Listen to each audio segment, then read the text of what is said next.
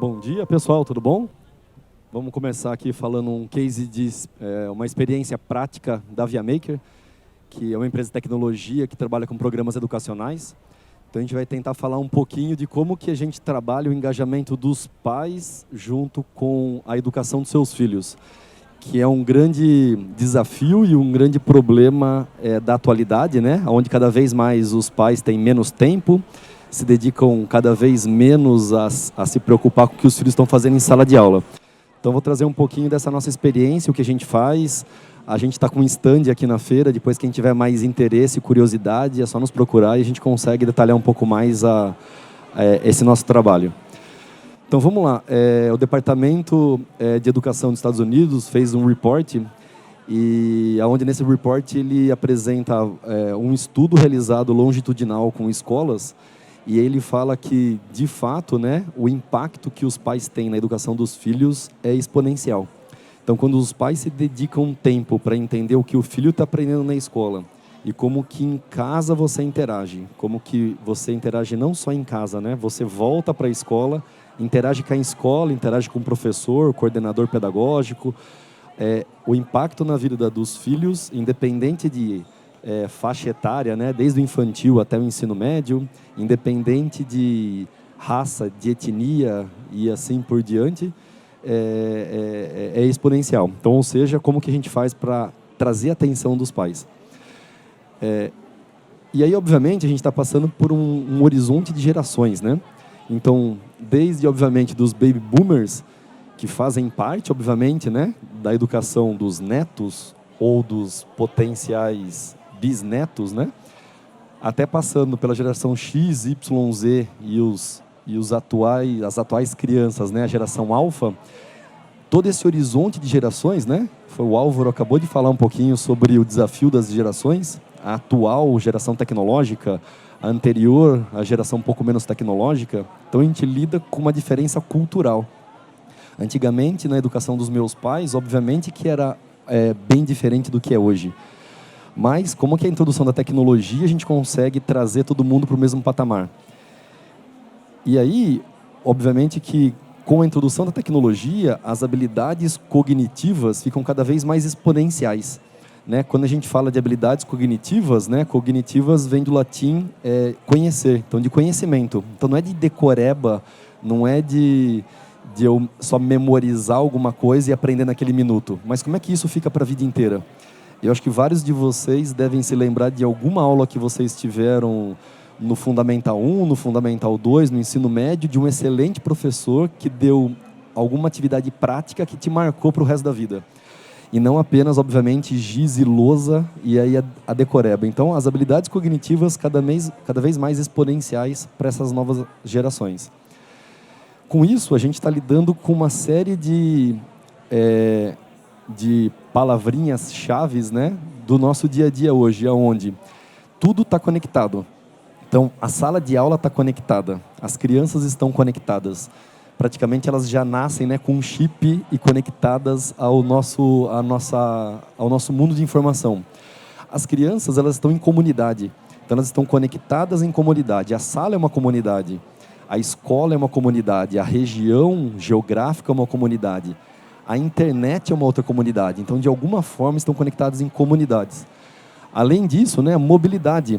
Né? Todo mundo tem um gadget na mão, independente do gadget, e aí essa mobilidade leva informação, que gera conhecimento e leva a aprendizado de novas habilidades.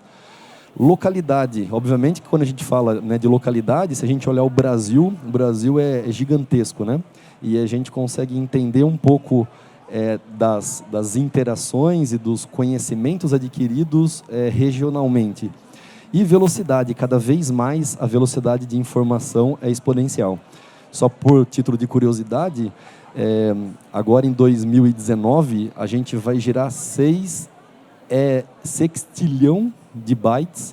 O byte é uma menor unidade de armazenamento na computação, de informação no mundo inteiro. Então, esse monte de informação associado a localidade, mobilidade, contexto e assim por diante, estão no dia a dia das nossas crianças, das nossas escolas e da educação. E a gente, na Via Maker, a gente vem trabalhando esse engajamento dos pais em 4 pilares, né? Mentalidade de crescimento, vou falar um pouquinho do que é isso, tecnologia, comunicação e eventos. Porque é um conjunto de coisas, são um conjunto de práticas, obviamente, para que a gente consiga trabalhar o engajamento, né? Não existe uma palavra-chave que você resolve isso da noite para o dia. Então, mentalidade de crescimento, né, uma tendência cada vez mais a gente trabalhar com algumas dicas que a gente pode trabalhar tanto o professor quanto metodologias de ensino para que a gente desafie as nossas crianças. Então, tentar, errar e aprender. A gente precisa estimular a criança a trabalhar habilidades o errar também é importante. O errar e aprender com isso e fazer novamente é importante.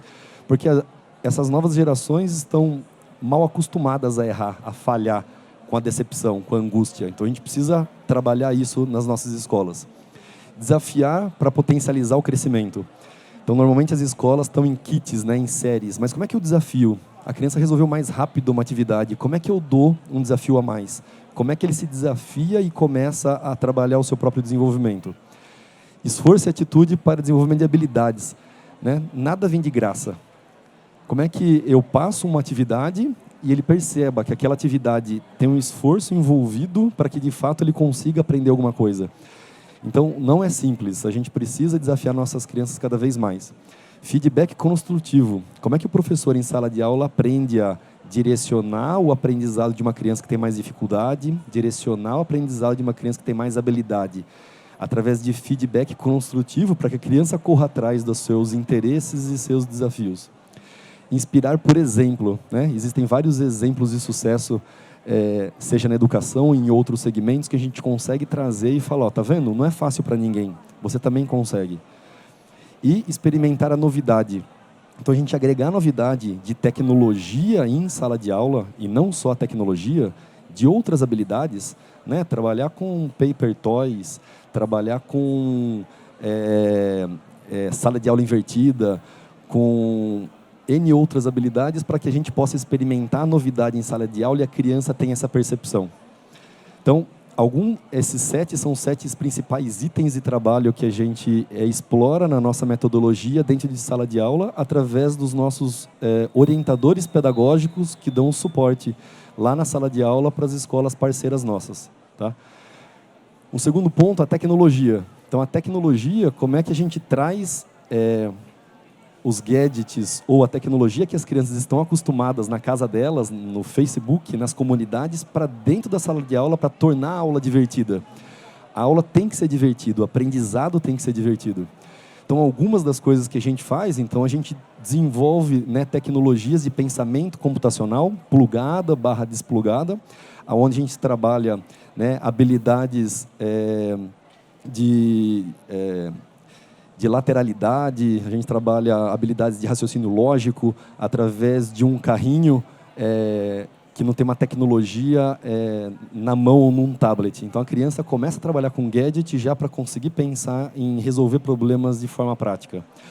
Realidade virtual, realidade aumentada, animada, para que a aula se torne mais divertida e traga um conteúdo adicional, né? Onde ele pode explorar o mundo ao redor para poder aprender uma habilidade de física, de geografia, de matemática, de ciências.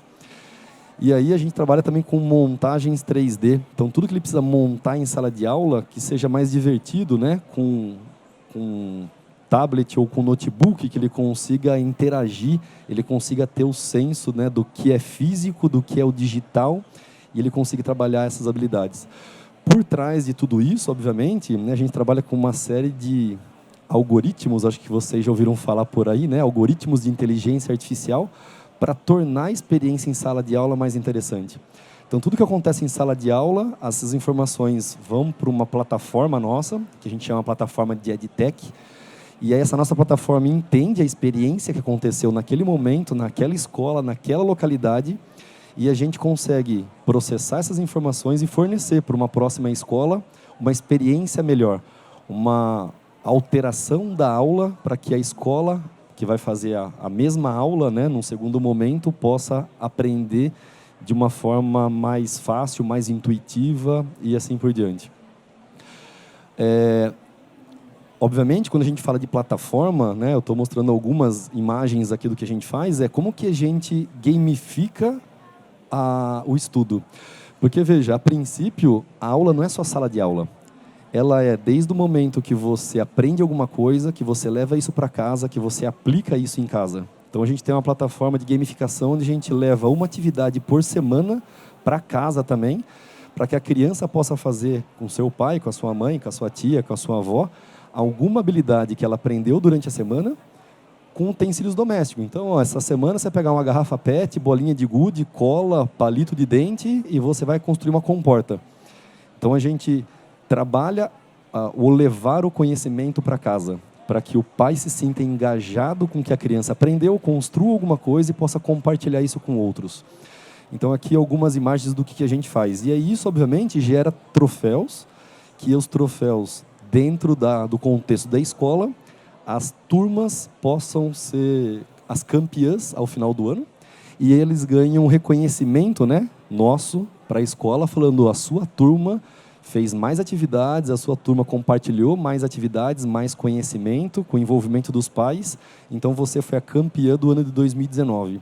E isso, anualmente, a gente faz isso para tornar o engajamento mais interessante entre pais e crianças. E aí, obviamente, não é só escola e sala de aula. A gente promove uma série de eventos, torneios e competições onde os pais participam em conjunto com as crianças. Então, tem algumas fotos de vários torneios aí. Então, a gente tem um festival de robótica que acontece em Sorocaba anualmente. Em média, participam aí por volta de 3 a 4 mil pessoas.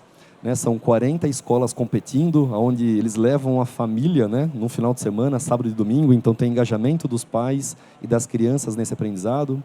A gente trabalha com FLL Júnior, né, uma competição da Lego, onde a gente é representante oficial aqui no Brasil e a gente também promove mais um evento.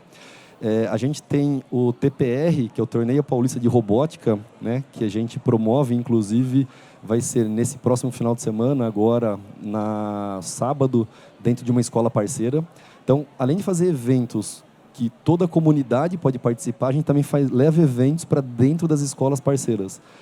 Isso traz o interesse do pai em conhecer um pouco mais, em participar, ver se o filho é competitivo, e aí a gente trabalha as habilidades cognitivas, né? O perder, o entender, o raciocinar, para que a criança solucione problemas práticos.